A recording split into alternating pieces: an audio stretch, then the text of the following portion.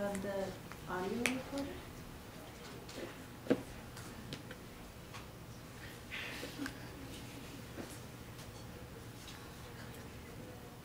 Bottom, yeah, you have to press and hold it. Is it on?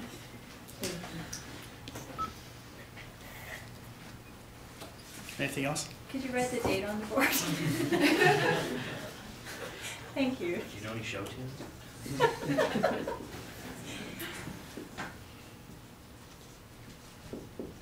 Thank you. Didn't mean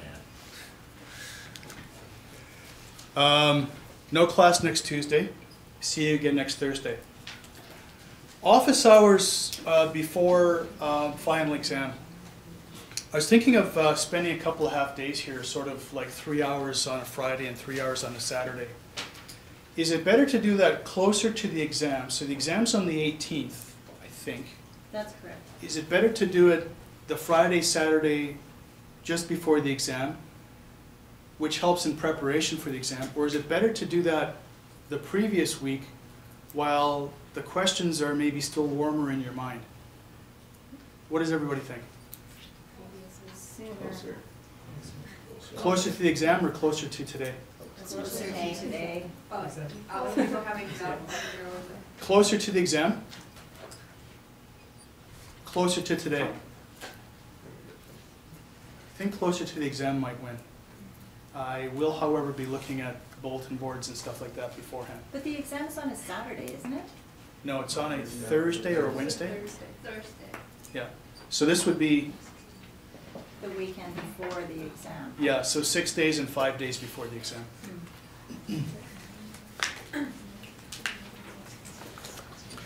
I will get a place. It'll likely be something like 663 upstairs. For those that don't know, that's sort of like a boardroom sized room. Seats about 8 people. And probably what we'll do is I might have a sign-in sheet, which will be electronic. But people should come as you want to anyway, even if you don't sign in, because while a person is getting their question organized and stuff, I'll go to the next person and say, do you have a quick one? And we'll sort of be able to run like 3 or 4 people at a time. So I've done it before, and I think it's worked out great. I won't make the slots terribly large. Like, it'll sort of be 15 minutes to give time for a lot of people to cycle through. So please come with your questions well organized. Yes? Do you think we'll have a review session like we did for the midterm? Short answer, probably not. I can give you some good news, though, about the exam, which is that anything relating to prior chapters, so the assignment covered 4, 9, and 10. So anything before chapter 10 will have really minimal content in the final exam. So everything that you'll be tested on in the final will be pretty fresh. With a couple of exceptions, I might throw a few like multiple choice questions or short answer questions like what's a CCPC or that type of thing on the exam. And one more exception, there will be a CCA question with calculations. I'm really happy with how everybody did on the midterm, but I just want to make sure you've got that reinforced going forward. If there's one topic that I would be embarrassed if you did not know well after this course, it would be capital cost allowance. There, I said it, it's been said. I thought on your schedule, your revised outline, you had the last class as a review session. The last class is a review session, but the question was, will I have a separate one? One? Short answer is no. So you're still on schedule for that? I still am. Right. And the only way I can get to be on schedule is if we keep going with Well, I'll stop talking. associated companies.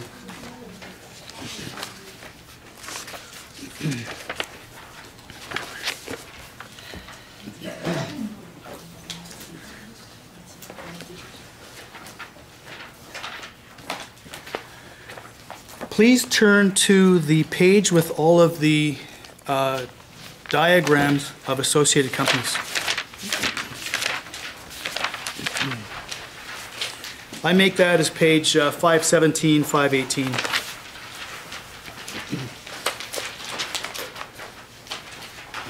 let me know what you think of this situation.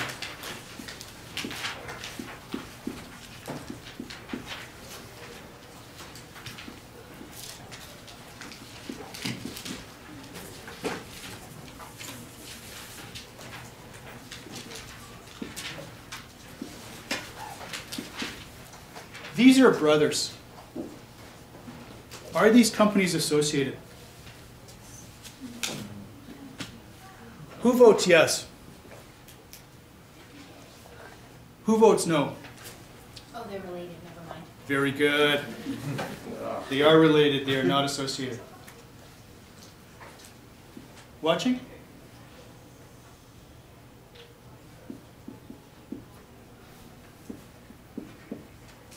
How about now? Why? So, which diagram do you think fits this situation?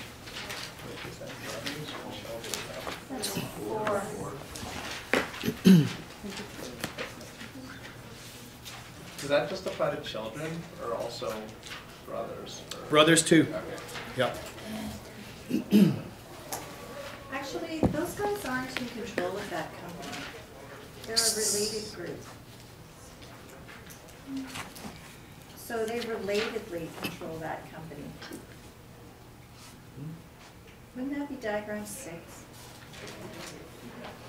Who votes 4 and who votes 6? 4. 6. Let me guess, it's 8. It is diagram 6. Here's why. This person does not control this company. If you look at diagram 4, say individual and son of individual, pretend that's the same as this. The only reason those two are associated is because Y controls B, X controls A, and X owns more than 25% or 25% or more. So it is not actually 4, it is 6. But let me ask you this one, Grasshopper. Uh-oh. For 6, Yes. doesn't there have to be a related group? Well, the related group is A and B. I mean, you happen to have shown A on the side there. But A and B are related, they're brothers, and together they control Y. And A also owns more than 25% of X. Therefore, they are associated. Let's read the words slowly. Bottom of page 518. Two corporations are associated if each corporation was controlled by a related group. Let me stop there. What's the related group that controls A? Are you reading from E? Because Yes. diagram 6, I thought, was in relation to D, which says controlled by one person and a group of persons. That's true. So therefore, in diagram 6, A and B are associated because X controls A, the group consisting of Y and Z control B. So in our diagram, A controls X, and A and B, who are related, control Y.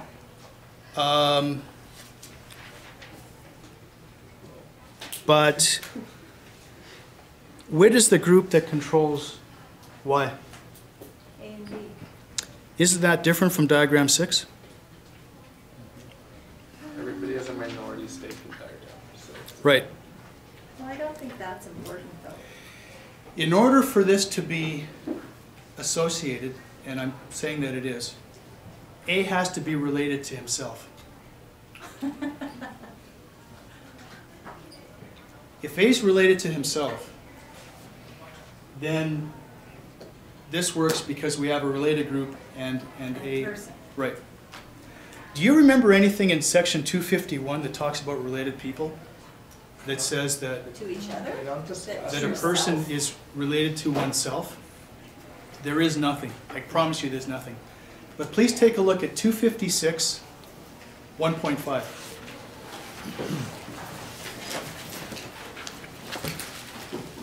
By the way, what we're talking about here is nowhere near the final exam. The final exam question on associated companies, and there will be one, is nowhere near as complicated as this. I'm mentioning this to follow up on something we talked about because you guys gave me a homework assignment from the last class. Well, we're happy you did it.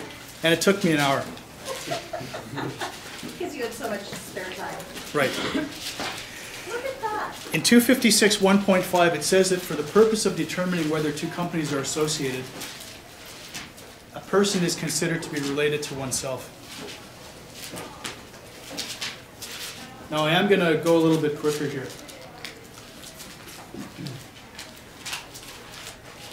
Can you just write down those are associated? Sure.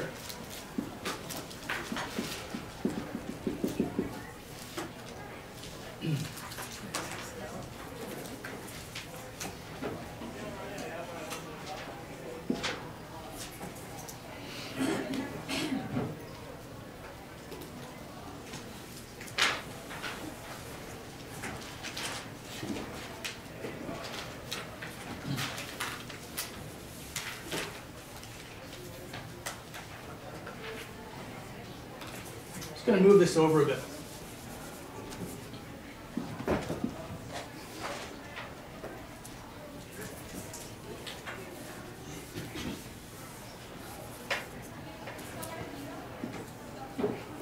So this is what we had. This is what we had before. You okay with that?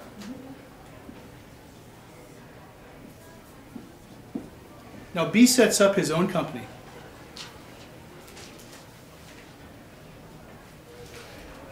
At some point you throw up your hands, but in practice one has to figure out if this whole thing is associated. And the answer is yes. All three of these companies are associated. It's sort of like an M. So this situation is the same as A's, and if we said that A was associated with X, then and A was associated with, or X and Y are associated, then Y and Z are associated for the same reason, just on a mirror image. B says to himself, this is crap, are you kidding me? I set up my own company. My brother owns none of it. How is it that my company is associated with all this other stuff and the three of us have to share the $500,000? That makes no sense. So on page 519, hence my homework assignment, in the middle of the page it says, it should be noted that where corporation A is not otherwise associated with B, but both A and B are associated with C, then A and B are deemed to be associated because they're both associated with Y in this case. So this is an illustration of that rule. And again, I don't need you to know anything about this for the final exam. In such a case, corporation C, Y here, can elect not to be associated with either X or Z. This one cannot claim any small business deduction, but these two can each claim the full $500,000. That's what this means. But you don't have to know about this specific case. And you don't have to know it, but somebody asked me the question and I'm happy to answer it. Thank you. And I enjoyed it. Yep, took me an hour, but I liked it. Please look at page 503.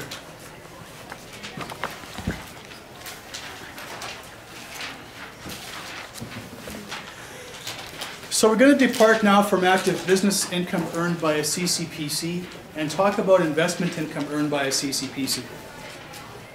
So the first thing is,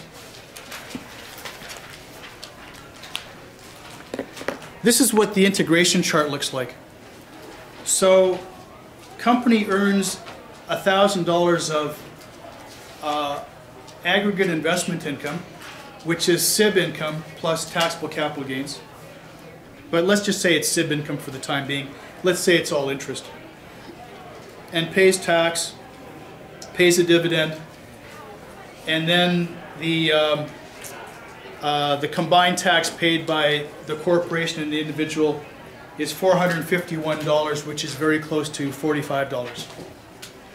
Pardon me, very close to $450, which is what the individual would have paid if the individual had earned the income personally. So you might be saying, well, the government must be pretty happy with that, and so must be taxpayers, because if it's the same combined tax, we have perfect integration, and there's no difference if we earned it through a corporation or as an individual. But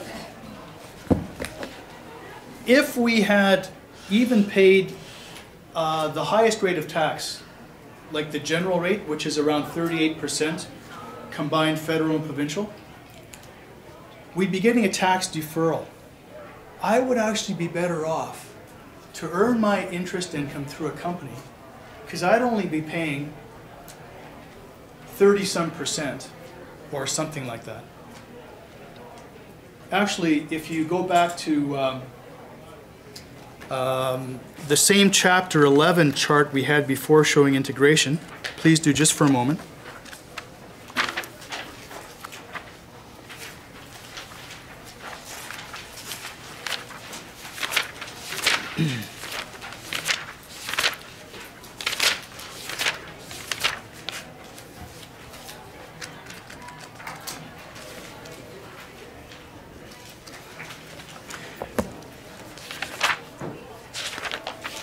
So on page 434,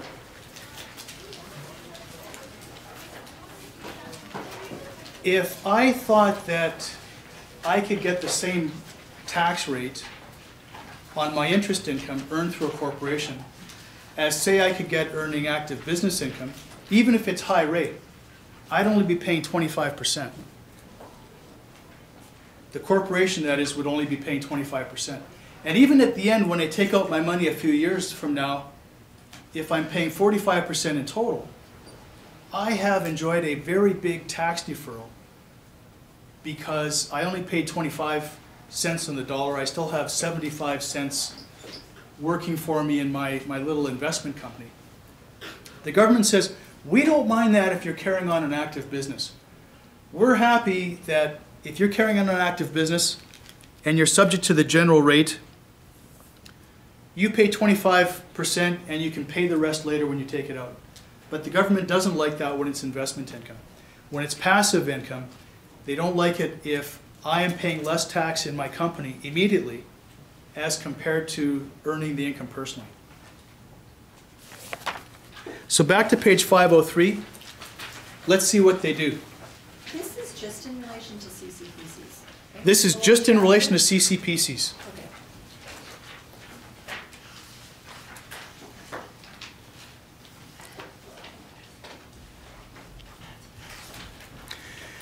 So the federal tax rates, you recall, start out at 38%.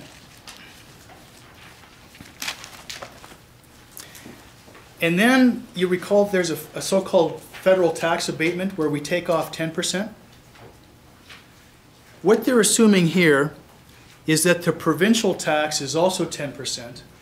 So when it says corporate tax at 38%, that is combined federal and provincial corporate tax. Okay? So 38 minus 10 is 28, plus 10 is 38. And you may recall that 38 minus 10 thing is in these tables we saw in the Income Tax Act. And then they say we're going to add a special tax. Anytime you see the word special in the Income Tax Act, you know that something bad's going to happen. Of 6 2/3%. As a result of that, we have now paid, including provincial tax, 44.67%, being the total of 38% and 6.7%. Therefore, we have $553 of retained earnings. You with me so far? Potential refund when dividends are paid. This crazy percentage, which I need you to memorize, 26 2/3%. 26 2/3%, we've got a little side calculation going. Remember the GRIP? The GRIP was, the purpose of that is to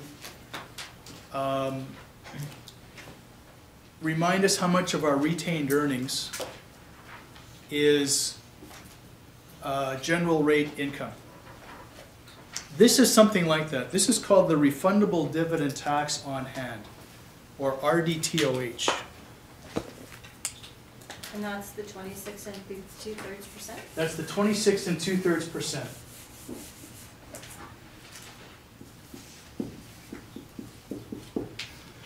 So my RDTOH, it's a cumulative thing, so whatever it was last year,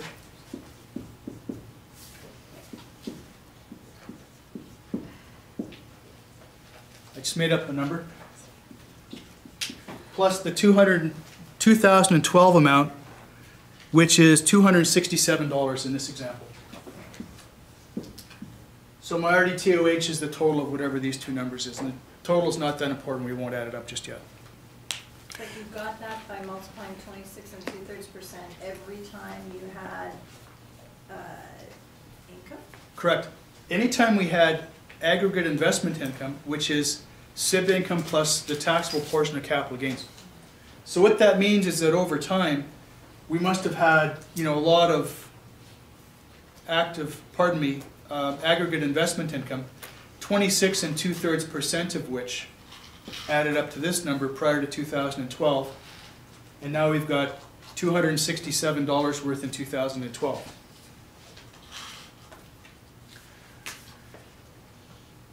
It's called the refundable dividend tax on hand account because when we pay a dividend, we can actually get some of it back.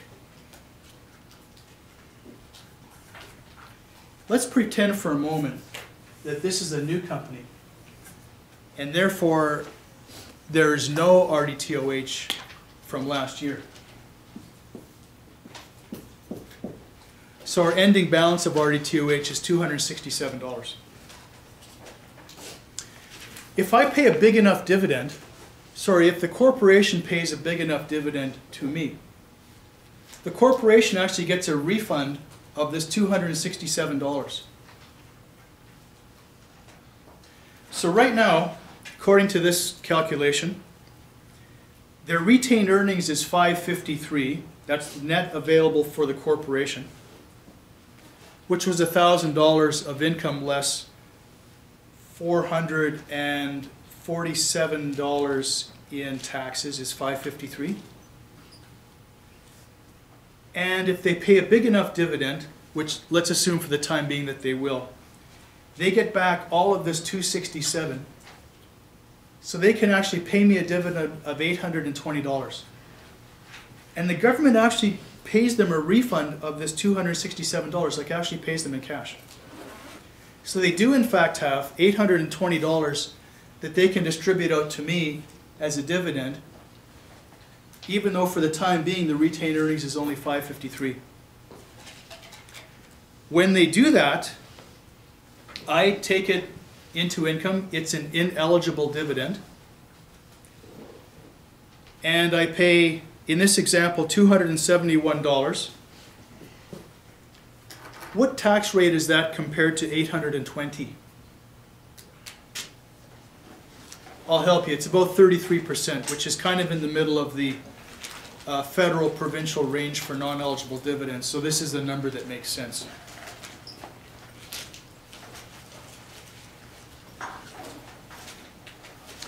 So as a result, the corporation has paid $180 of tax, being the $380 and the $67 from up there, minus this refund it got of $267, equals $180.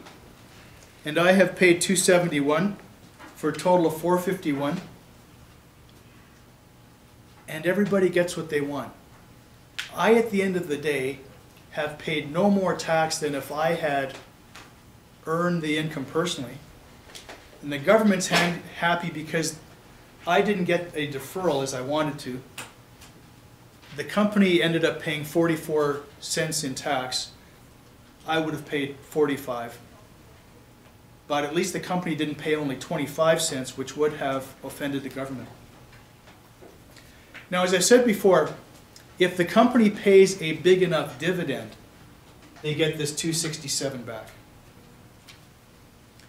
The dividend refund, which is this 267, is the lesser of 1/3 of a dividend they pay,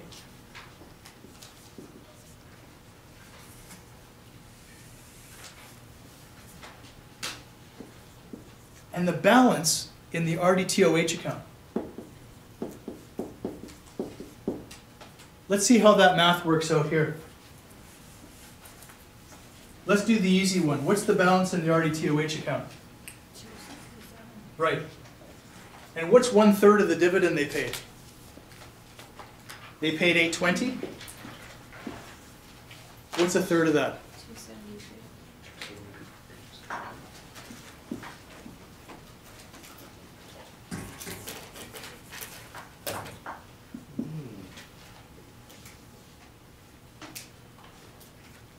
Kind of works out.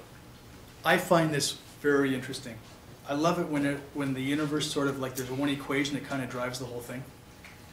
So this kind of works out, and therefore I find it kind of cool. I think elegant is the right word.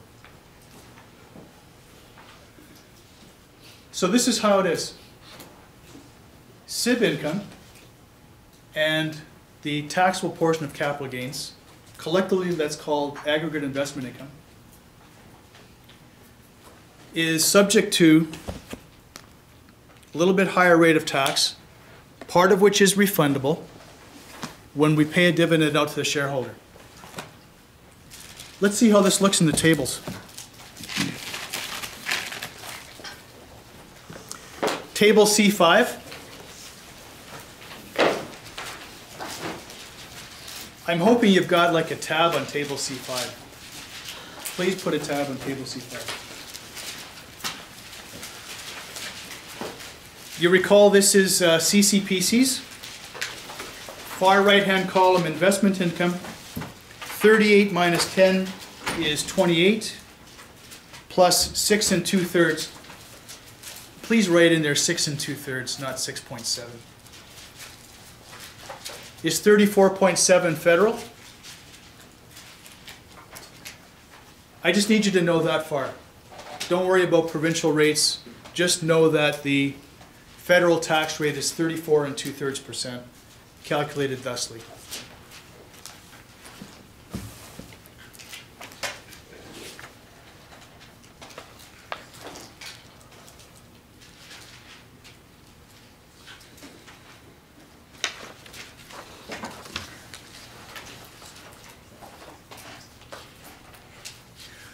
What if we paid a dividend of $500? Same rule applies. It's the lesser of the balance in the RDTOH account, and $500 times 1/3, and how much is that?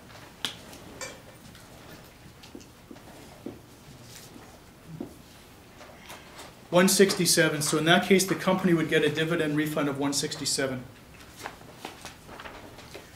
And I would have an ineligible dividend of $500. That 167, does that reduce the RDTOH? Yes, I'll get there in a second. Short answer to the question. Firstly, the question was, does the 167 reduce the RDTOH going forward? Yes, it does. Or else we'd be able to use the same RDTOH forever and ever. We'll get to the calculation of that shortly.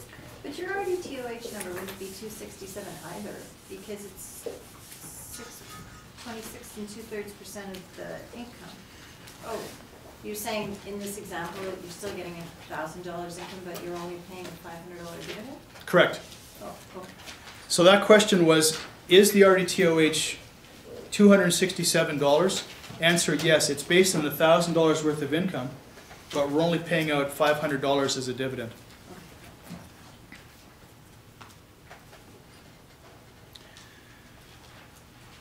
What if we get dividends from another company?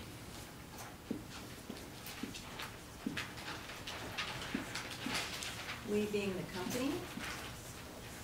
Yes, so I own a company and it owns shares in a company. And this company pays a dividend.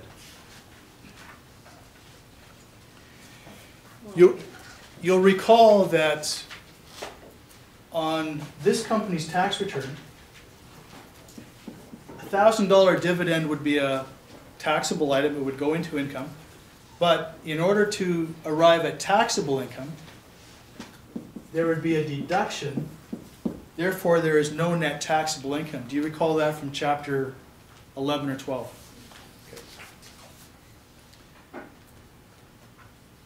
So dividends are just tax-free like that? If they have, sorry.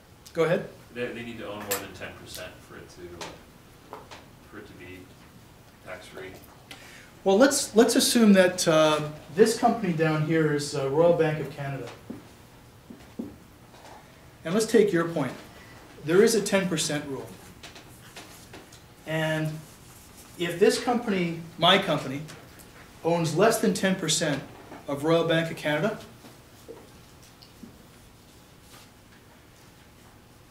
there is no tax on that. There's no taxable income because it's $1,000 minus $1,000.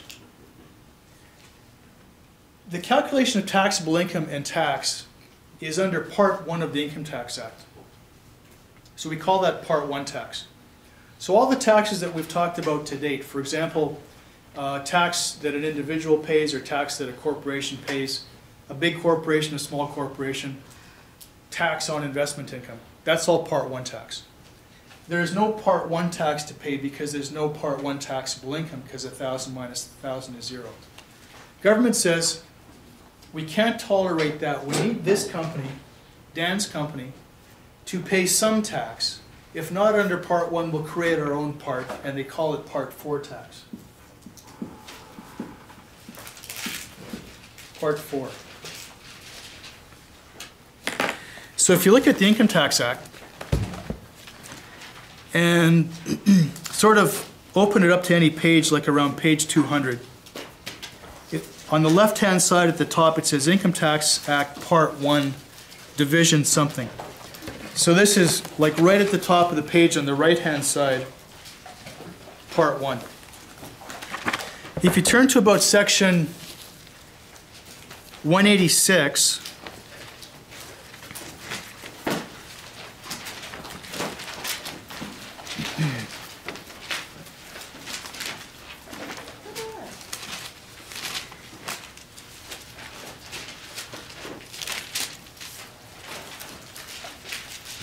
now we're into a different part.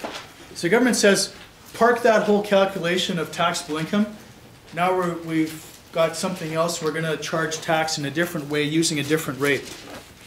And what they do is they make my company pay a tax of 33 1/3% on this dividend.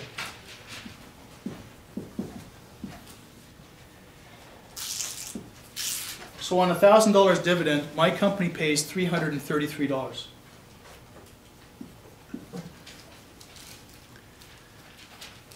They chose that number carefully.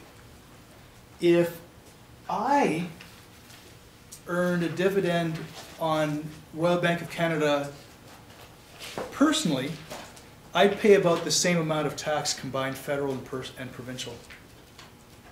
Because you recall that the tax on eligible dividends is somewhere between 30 and 35%, provincial and federal. At least the good news is this is a federal-only tax and there is no provincial equivalent. So the tax that this company pays, 33 1/3%, is all federal. With me so far? Mm-hmm. What happens when you pay that dividend? So then when a dividend gets paid up here, like tax has already been paid once, and now I'm going to pay tax again, right? I'm going to pay tax because this is a taxable dividend. I guess the good news is that it's eligible dividend, but I'm still going to be paying tax on it. So in order to avoid this double taxation, I get a Tax credit? dividend refund Oh. in this company. So the dividend refund is, again, a third of the dividend I pay or my RDTOH account, and I put this 333 into my RDTOH account. So for example, if, let's take a pure situation with no interest income. This company earned $1,000 dividend. 0 Part 1 tax. $330, 333 Part 4 tax. And added to my RDTOH account, 333, the full amount. No 26 2/3 or anything like that. The full amount of this tax, Part 4 tax paid, gets added to my RDTOH account.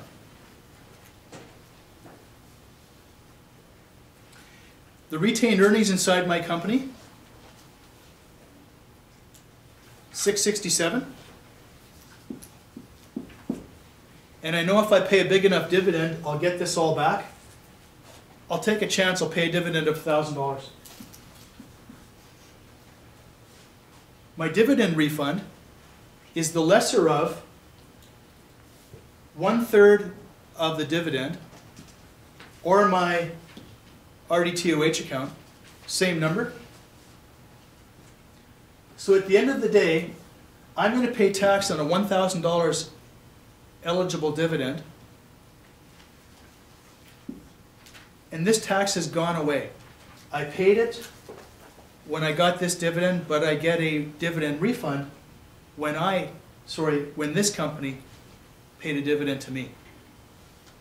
So the RDTOH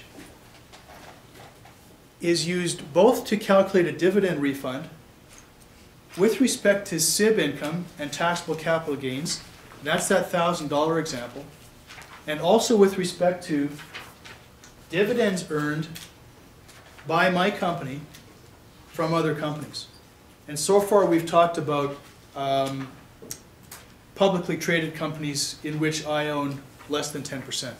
Yes? Sorry, can you repeat halfway through that when you said the 333 disappears? Yes. I paid 333 of tax, of Part 4 tax,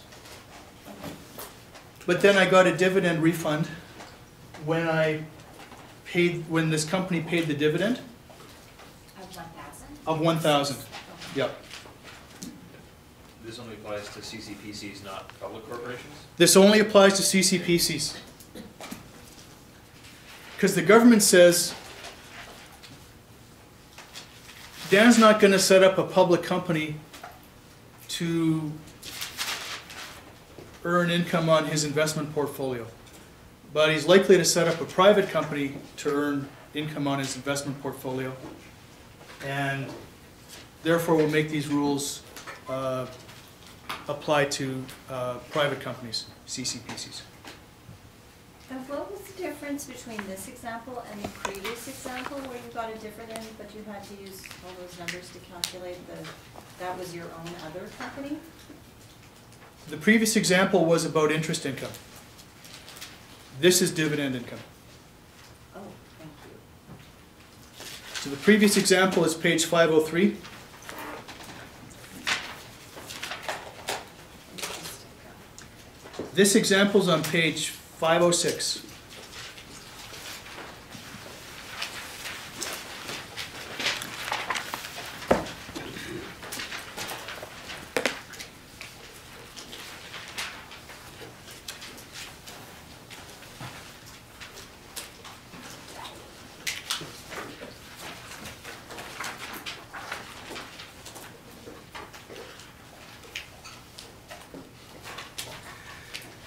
Let's combine the two scenarios. Let's look at page 503. And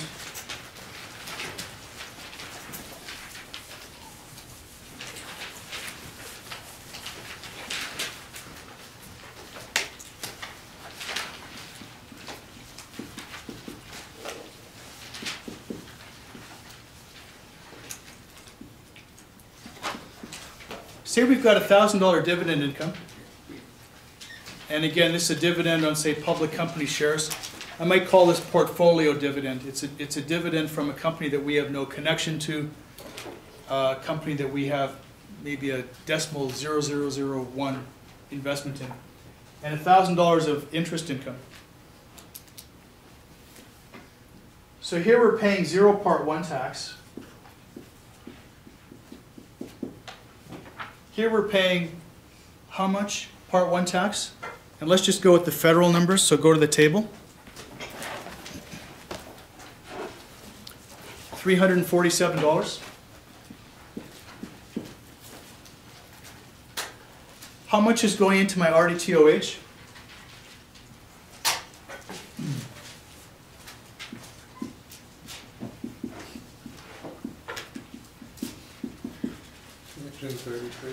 $333. And why is that? Because that's 33.5%. It's because that's my Part 4 tax. Yeah.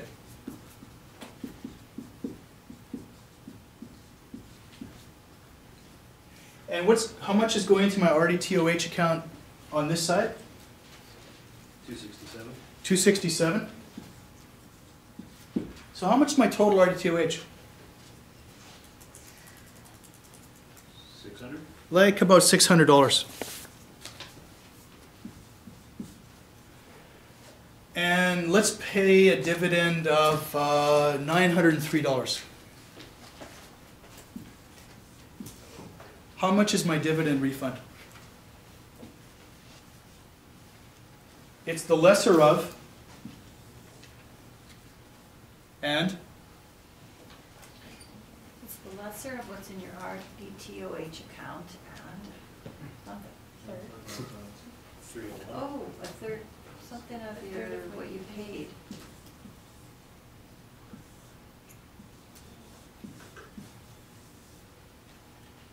that's my dividend refund. So the company's tax return for the year, Well, what is that called? Your refund? dividend refund.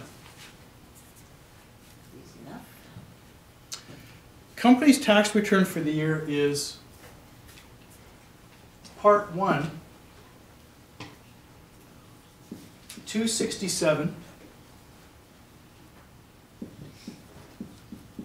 minus 301. I'm going to say that again slowly. It's 267, and you know where we got that from.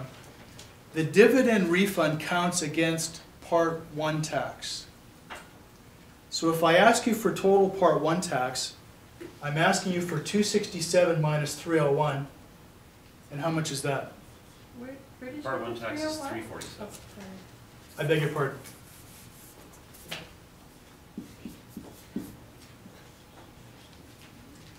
Even writing it beside 347, I didn't get it. Sorry.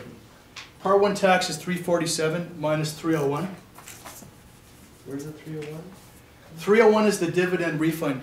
That's the lesser of the RDTOH account and 1/3 of the dividend, 1/3 of 903. $46 Part 1 tax and Part 4 tax of $333 for total federal tax of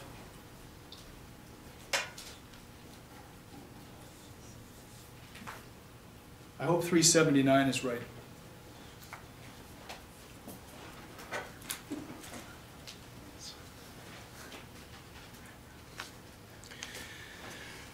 Now I think I figured out a way to get around this Part 4 tax.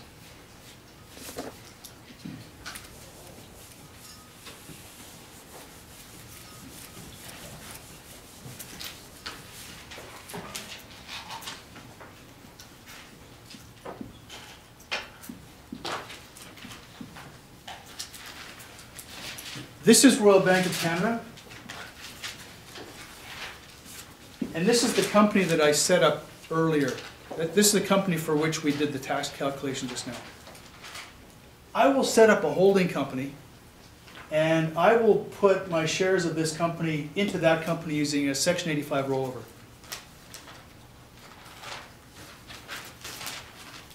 Because, and let's just go back to the dividend case for a second. This company is going to pay 333 Part 4 tax, and then when it pays a dividend to this company, it'll get a dividend refund of 333. So there will be no net tax here. Government says that's pretty smart, but sorry. We're going to make this company pay Part 4 tax of 333. So this company now is net zero, but on the dividend that this company paid to this company has to pay Part 4 tax of 333, equal to the dividend refund that this company got. I tried. This is an anti-avoidance rule that prevents what I was trying to do, which was to use this dividend refund to be left paying no tax here. Government says, no, we want you to pay tax, and we're going to charge it to this company. Now the rule here is, these are both CCPCs. Only CCPCs pay Part 4 tax. And the rule again is that if I own 100% of this company, I have to pay Part 4 tax equal to 100% of the dividend refund that it got. Okay? What if I only own 90%? And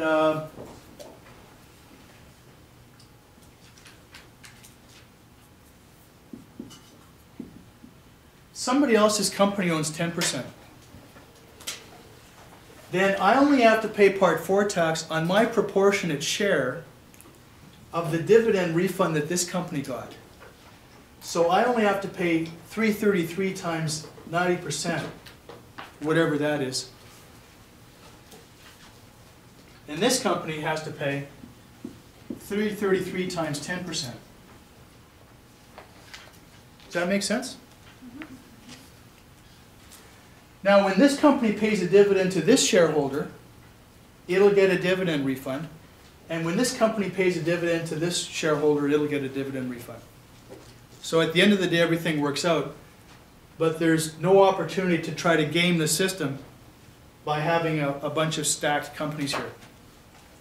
Would it be different if you had a trust instead of a company, or was that the loophole they closed a few years ago?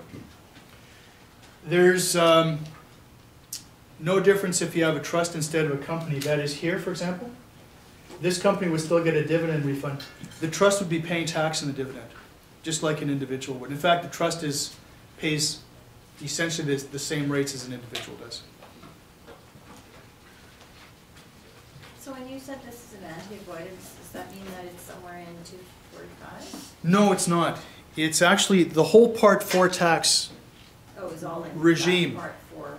is all meant to avoid the situation I tried to do.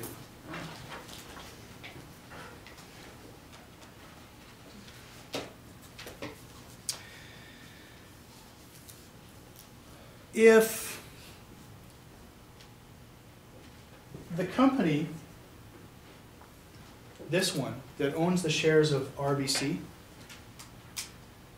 it will always be subject to Part 4 tax and those dividends because it owns a very small proportion of RBC.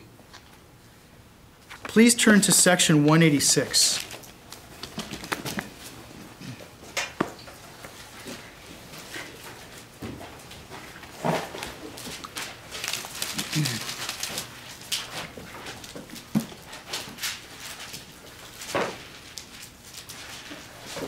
Every corporation that's a private corporation, I'll skip some words here, shall pay a tax under this part, which is Part 4, equal to the amount by which the total of 1/3 of all assessable dividends received by this company from corporations other than corporations connected to it.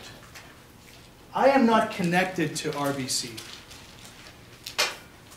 I don't sort of own enough of RBC to have a connection to it. What is connected? 186 bracket 4.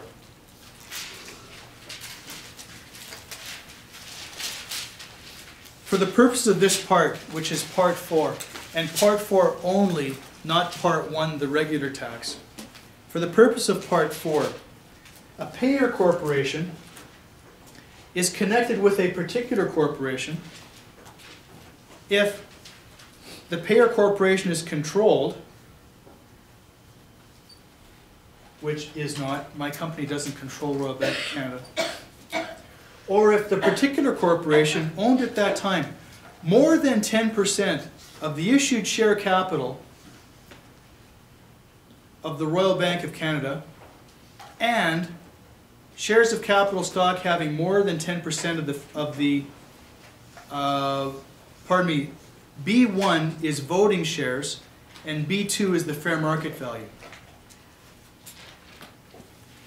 Greater than 10%, we call it votes and value. Here's how this works.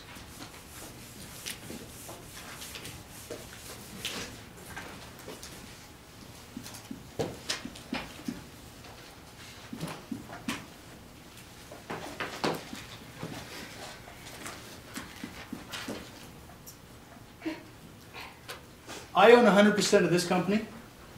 This company owns 100% of this company. And this company only owns 1% of this company. These two are connected. These two, not connected.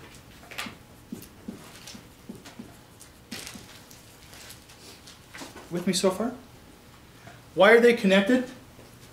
Because this company owns more than 10% of the votes and value of this company. In fact, it owns 100% of the votes and value. But this company only owns 1% of the votes and value, and that "and," by the way, is very important. If this company owns greater than 10% of the votes, but not 10% of the value, then it's not connected. So in this case, it's not connected either way because it only owns 1% of the votes and value. But that "and" inside votes and value is very important. Not connected. Therefore, since not connected, this company will pay Part 4 tax on every dividend that it receives from this company.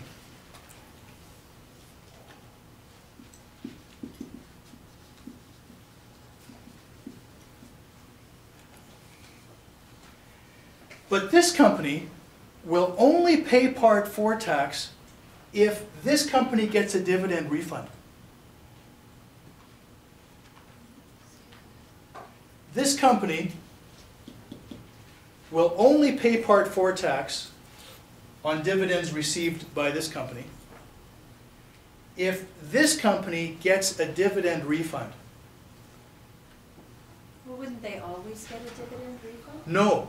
Let's say, for example, that this company just earns active business income.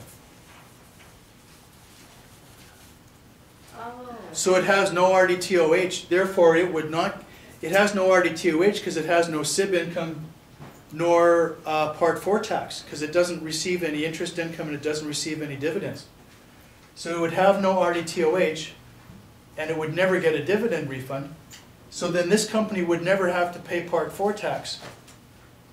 It only pays Part 4 tax to the extent that this company gets a dividend refund times the ownership percentage. So again, if this company only owns 60% and this company gets a dividend refund of $2,000, this company pays Part 4 tax of $1,200. And remember, it's 60% of $2,000. It's not 60% of 33% of something. It's X percent of the actual amount of dividend refund received. Okay?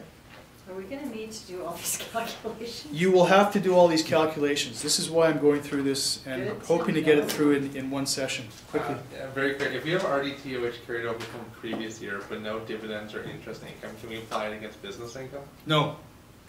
RD2H can only be applied, sorry, Our business income dividends, like that stem from.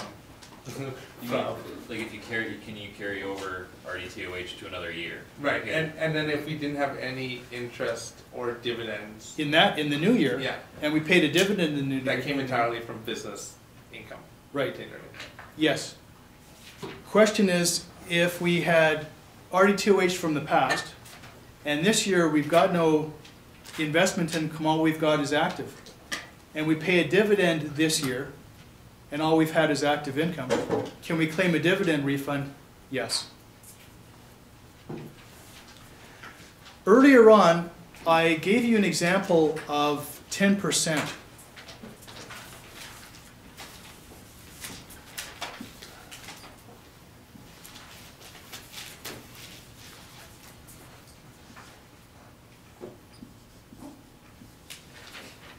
Please check back in your notes. Does this ring a bell?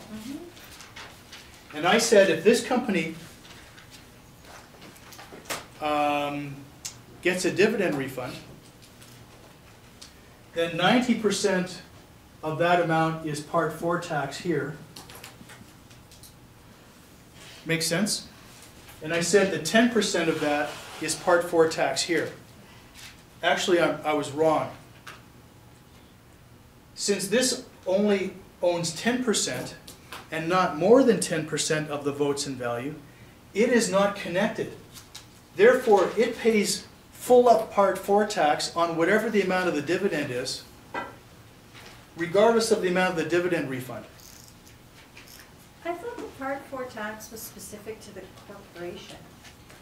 It's the individual? Sorry,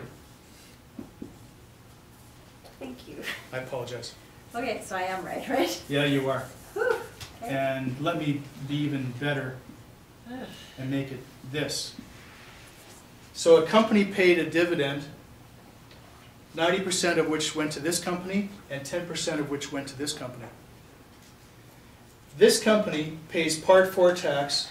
This company pays Part 4 tax of 90% of the dividend refund that this company got. This company, since it only owns 10%, pays Part 4 tax of the full amount of the dividend, regardless how much dividend refund this company got. If I change this to 11%, now this company pays Part 4 tax equal to the dividend refund of this company times 11%.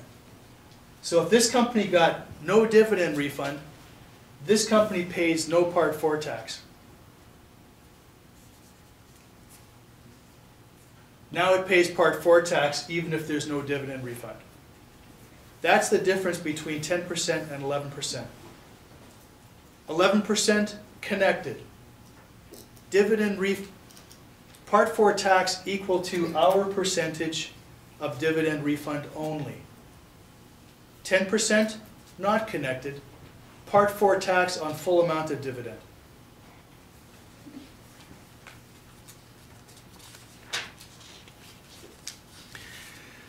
So it's actually good news. If my company is connected with the company that it's getting a dividend from, my company only has to pay tax on the amount of dividend refund received, if any, and it would be zero if the payor company had only earned active business income since day one. And that's how that works. I thought you said to him that you could use your RDTOH thing to get the dividend credit if you only had active business income. In the year. His question was, what if I earned interest income a long time ago and I've got this RDTOH carried forward? But since then I've only been earning active business income, and then I wake up 10 years later and decide to pay a dividend. I've got the historical RDTOH, can I use it even though the income that I earned this year was only active? And the answer is yes. That's a much better way of phrasing my question. I'm sure it's not. Your question was well phrased. So it's not like a LIFO thing. It's not like I'm considered to pay the dividend only out of this year's income. I'm allowed to use historical RDTOH that I've got. So what you're saying is that they're kind of identifying it as, that money was from a long time ago. It lasts forever. Okay, It has no shelf life. thank you. Capital gains. Now, as I mentioned at the outset, when we're looking at investment income, aggregate investment income is what's covered on page 503. It says corporate income there from interest, rents, royalties. You can actually add in your book plus the taxable portion of capital gains, subject to the same thing. There's this refundable tax and all the rest of it.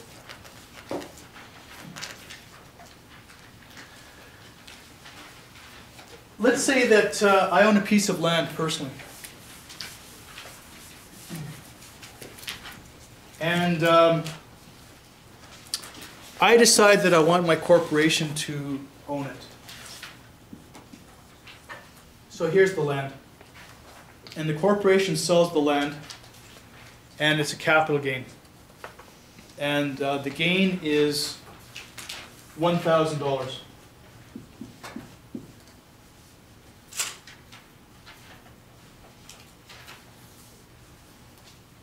The tax rate that the company would pay on this is whatever it says here, 44.67% times a half, because it's only 1/2 taxable. It's a taxable capital gain. So the tax would be about, say, $220, and I would have retained earnings of $780. How much RDTOH would I have?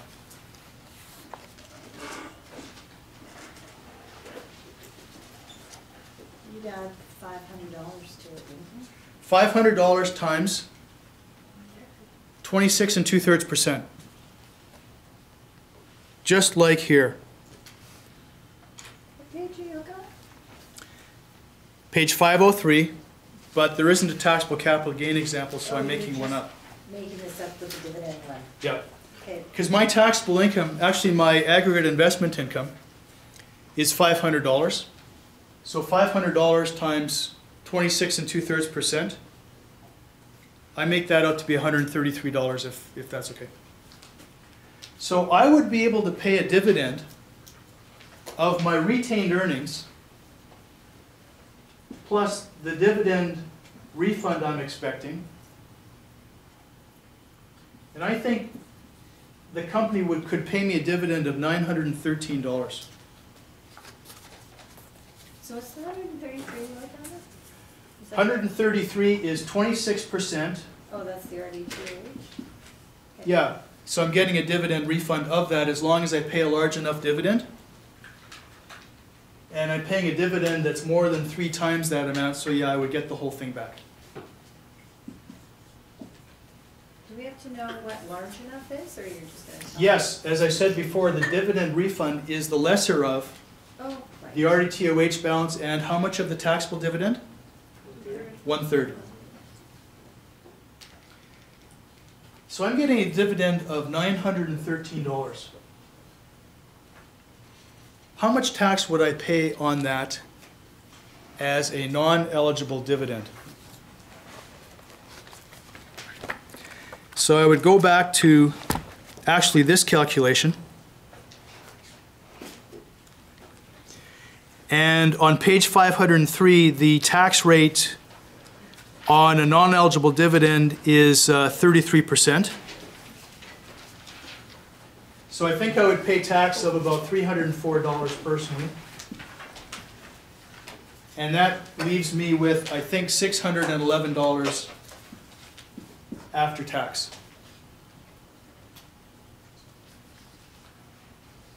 I'm saying to myself, this is crappy.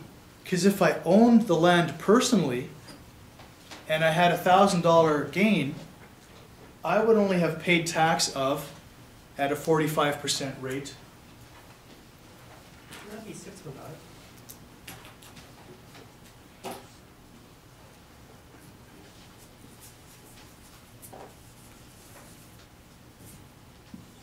thank you. Is that better? If I had paid tax on this personally, I would have paid tax of 22.5% on $1,000, which is $225. And I would have whatever this is, 1,000 minus 225 is $775 if I've got that right. So having put this through a corporation was actually a bad move because I am paying more tax than I should.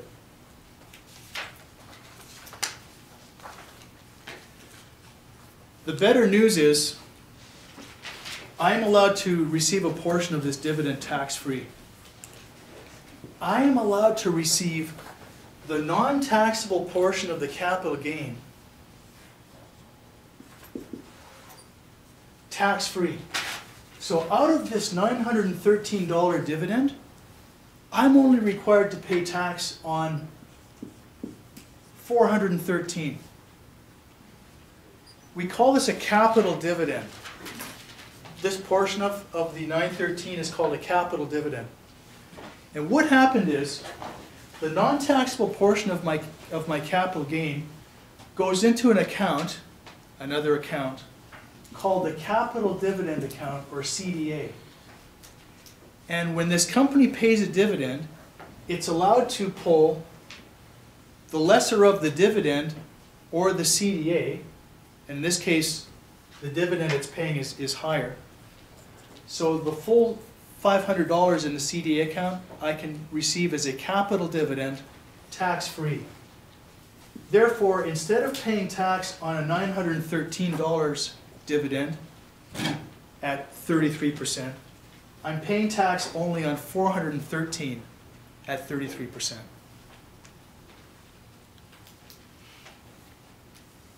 So at the end of the day, some tax got paid inside the company, which is fine. Some tax got paid by me, but a lot less tax than I was expecting because of the existence of the CDA account, which is a good thing. And what goes into the CDA account is 1/2 of taxable capital gains. Please turn to page 515, and we're almost done, I promise.